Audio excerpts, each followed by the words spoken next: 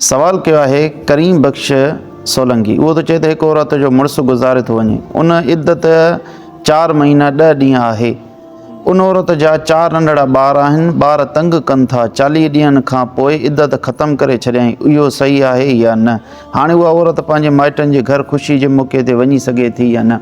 बिस्मिल्लाहिर रहमानिर रहीम।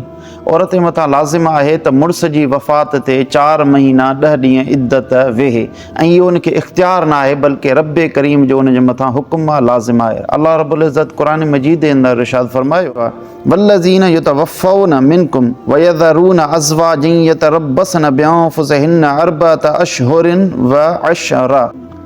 हिन आयत मुबारक में रब्बे करीम इरशाद फरमायो आहे त जेका औरत जो मुड़ुसु वफ़ात करे वञे त उहा 4 महीना 10 ॾींहं पंहिंजो पाण खे रोकींदी। मालूम थियो त उनखे 4 महीना 10 ॾींहं इद्दत वेहणु लाज़िम आहे।